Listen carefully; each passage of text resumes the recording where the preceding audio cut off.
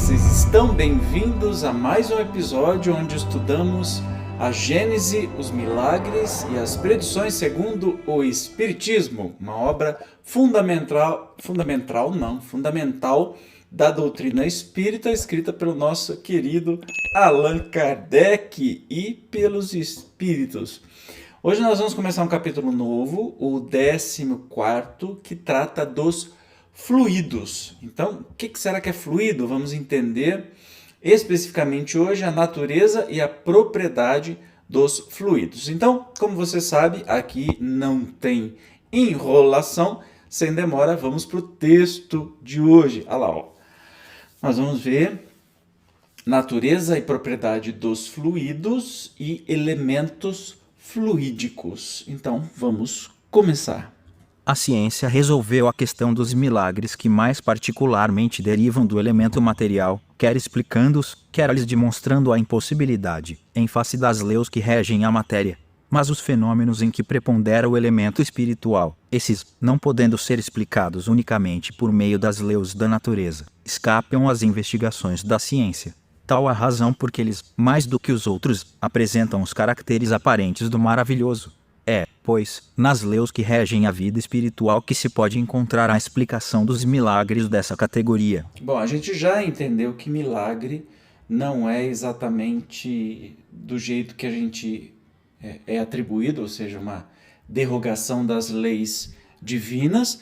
Na verdade, é simplesmente algo que a nossa ciência de hoje não sabe explicar. E se a gente pensar quantas coisas, né, a nossa ciência hoje consegue explicar e há 5 anos atrás não conseguia explicar. Então, há 5 anos atrás, por exemplo, um fato pode ter sido considerado um milagre. Mas aí a ciência explicou como é que funciona e não é mais milagre, é natural. Por isso que o Espiritismo não acredita em milagres como uma derrogação das leis divinas, das leis naturais. A gente entende que o que é chamado de milagre é algo que a gente ainda não compreendeu, mas que não derruba nenhuma lei divina, né? Não vai contra absolutamente nada estabelecido no universo. Falta a gente conhecer. Os fluidos, né? A matéria espiritual, o corpo espiritual, tudo que se diz respeito ao espírito ainda já é bastante estudado por muitos cientistas, já tem muito tempo, mas ainda não se chegou a um consenso. Mas, muito em breve, eu tenho certeza que se chegará a um consenso, né, sobre a existência, sim, do corpo espiritual, de fenômenos espirituais e tudo mais. Mas vamos voltar aqui para a nossa leitura de hoje. O fluido cósmico universal é, como já foi demonstrado, a matéria elementar primitiva, cujas modificações e transformações constituem a inumerável variedade dos corpos da natureza. Capítulo X, como princípio elementar do universo. Ele assume 2 estados distintos, o de eterização ou imponderabilidade, que se pode considerar o primitivo estado normal, e o de materialização ou de ponderabilidade, que é, de certa maneira, consecutivo àquele. Ponto intermédio é o da transformação do fluido em matéria tangível, mas, ainda aí, não há transição brusca, porquanto podem considerar-se os nossos fluidos imponderáveis 142 como termo médio entre os 2 estados. Bom, vamos entender o que se falava de fluido na época de Kardec. Tudo era fluido. Então, o que ele está dizendo? Fluido ponderável e fluido imponderável, ou seja, a matéria e a ausência de matéria. Na verdade, hoje nós temos aí energia escura, nós temos outros termos. Não se usa mais fluido, né? Quando a gente pensa em fluido, a gente está pensando num líquido. E na verdade não é isso. Na época de Kardec se falava tudo era fluido, né? Então, o fluido universal, o fluido cósmico universal, ou seja, o universo é preenchido por um fluido, não é líquido, entende?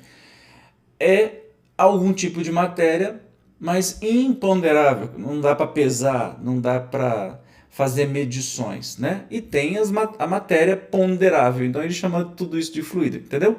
Que existem esses 2 tipos, o que é imponderável, o que é ponderável, a gente pode chamar de, sei lá, de átomo, de massa escura, chame do que você quiser, mas algo que a ciência consegue medir, pesar, ter as características, e algo que se sabe que existe, mas não se tem aí meios de se medir esse tipo de coisa. Ok? Cada um desses dois estados dá lugar, naturalmente, a fenômenos especiais, ao segundo pertencem os do mundo visível e ao primeiro os do mundo invisível. Uns, os chamados fenômenos materiais, são da alçada da ciência propriamente dita. Os outros, qualificados de fenômenos espirituais ou psíquicos, porque se ligam de modo especial à existência dos espíritos, cabem nas atribuições do espiritismo. Como, porém, a vida espiritual e a vida corporal se acham incessantemente em contato, os fenômenos das duas categorias muitas vezes se produzem simultaneamente. No estado de encarnação, o homem somente pode perceber os fenômenos psíquicos que se prendem à vida corpórea. Os do domínio espiritual escapam aos sentidos materiais e só podem ser percebidos no estado de espírito. Então nós estamos falando de fenômenos espirituais e fenômenos materiais. Ficou mais fácil de entender nesse sentido, né?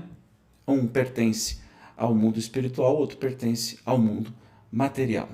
No estado de eterização, o fluido cósmico não é uniforme, sem deixar de ser etéreo. Sofre modificações tão variadas em gênero e mais numerosas talvez do que no estado de matéria tangível. Essas modificações constituem fluidos distintos que, embora procedentes do mesmo princípio, são dotados de propriedades especiais e dão lugar aos fenômenos peculiares ao mundo invisível. Dentro da relatividade de tudo, esses fluidos têm, para os espíritos, que também são fluídicos, uma aparência tão material quanto a dos objetos tangíveis para os encarnados, e são para eles, os espíritos, que são para nós substâncias, as substâncias no mundo terrestre. Os espíritos os elaboram e combinam para produzirem determinados efeitos, como fazem os homens com seus materiais, ainda que por processos diferentes. Lá, porém, como neste mundo, somente aos espíritos mais esclarecidos é dado compreender o papel que desempenham os elementos constitutivos do mundo onde eles se acham. Os ignorantes do mundo invisível são tão incapazes de explicar a si mesmos os fenômenos a que assistem e para os quais muitas vezes concorrem maquinalmente, como os ignorantes da Terra o são para explicar os efeitos da luz ou da eletricidade, para dizer de que modo é que veem e escutam. Entendeu? Nós temos aí no mundo invisível, digamos assim, é invisível para a gente. Lá os fenômenos são naturais. Então, para a gente que tem o corpo de matéria, a gente toca algo que existe, certo? Essa estatueta é algo que existe, eu consigo tocar. Mas se eu for um espírito, eu não estou mais no mundo da matéria. Portanto, se eu tiver plasmado uma estatueta dessa, com matéria mais sutil, eu consigo tocar também. Os espíritos conseguem se abraçar? Sim, claro que conseguem se abraçar. Desde que queiram, né? Desde que estejam no mesmo padrão vibratório. E aí, que significa que todos os espíritos conhecem todos os fenômenos, até desmaterializações e etc e tal? Não. Como nós aqui, muitos de nós não somos capazes de explicar como funciona o nosso aparelho celular, por exemplo. Quem tem conhecimento sabe.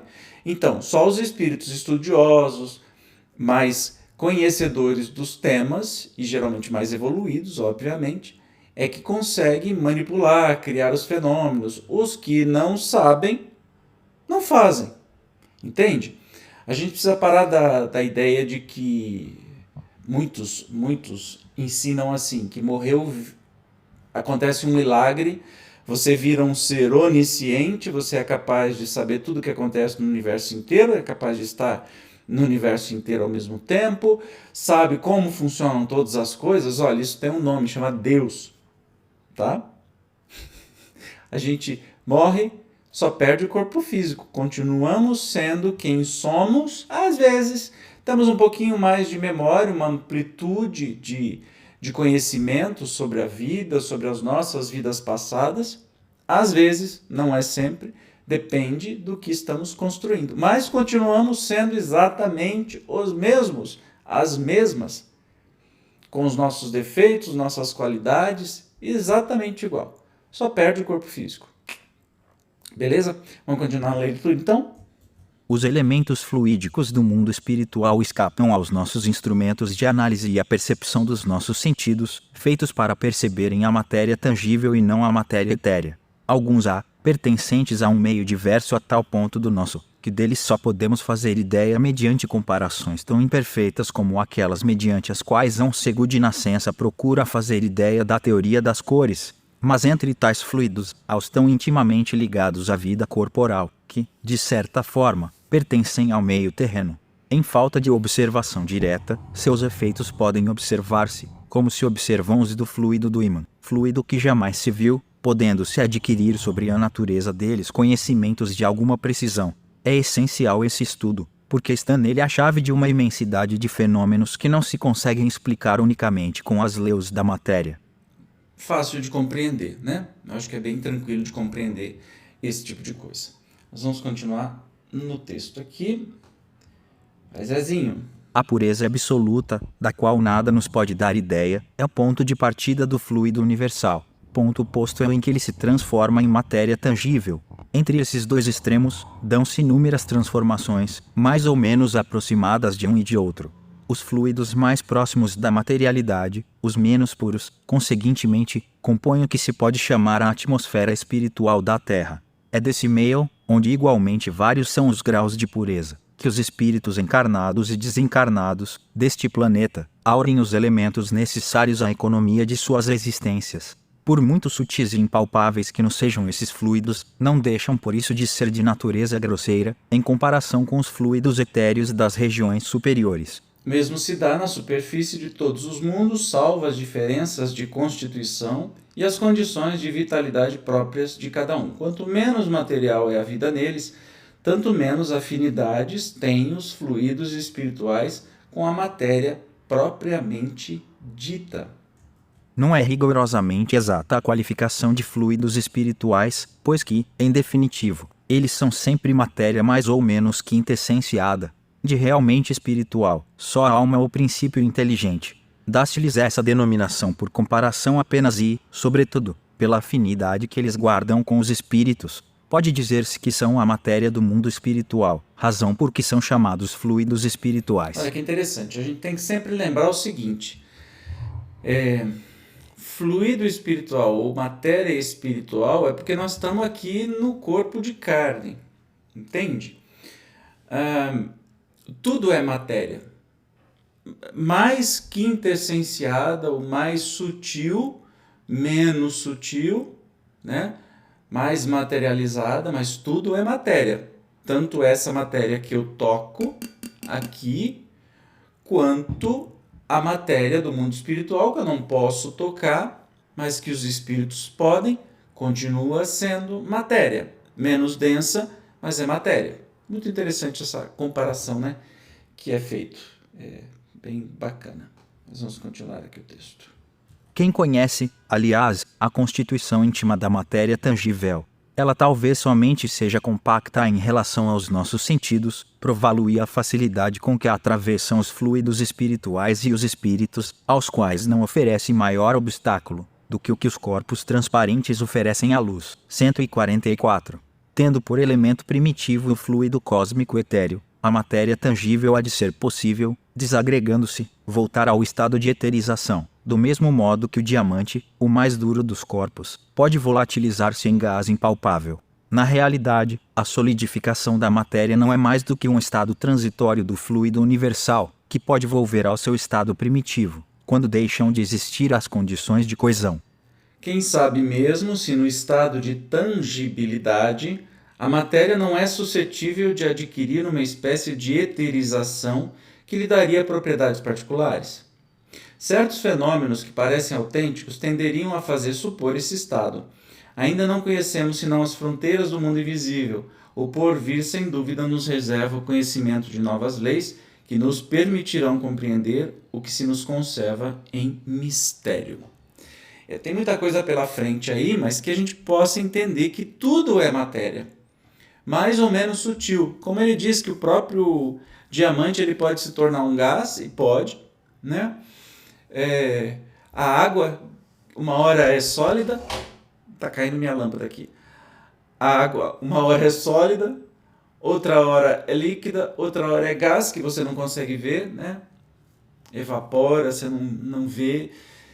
Se a gente tem essa matéria mais densa se transformando o tempo todo, por que não? Todos esses fenômenos que a gente não conhece direito, não consegue comprovar, né? Simplesmente é matéria em estados que a gente ainda não consegue medir, ponderar, mas estão lá, existem. Lembrando que há pouco tempo atrás a gente não conseguiria medir, por exemplo, um gás. E hoje nós vendemos gás liquefeito, que quando em contato com oxigênio ele vira gás de novo, que é o GLP, o gás de cozinha, todo mundo tem. Imagine isso há 150 anos atrás, era impensável que isso existisse. Que gás? Inclusive esse gás, ele é acrescentado um cheiro, aquele cheiro característico de gás, bem fedidinho, que é para a gente perceber quando tem vazamento de gás, porque ele também não tem cheiro. Um gás que é inflamável, que pode explodir, que queima e que não tem cheiro. E que você não vê. Né? Nós conseguimos, de alguma maneira, esse gás é matéria? Óbvio que é matéria. Mais sutil, mais rarefeita, mas é matéria. Também, nosso corpo espiritual, o corpo dos espíritos, o mundo espiritual, vai para o mesmo raciocínio. Entendeu? E com isso hoje nós encerramos o nosso estudo. No próximo encontro vamos falar, continuando deste assunto, né, os fluidos, formação e propriedades do perispírito. Já que a gente está falando de matéria, olha lá, nós estamos falando de novo de perispírito. Está muito legal. Eu, como sempre, espero você. Até mais. Tchau.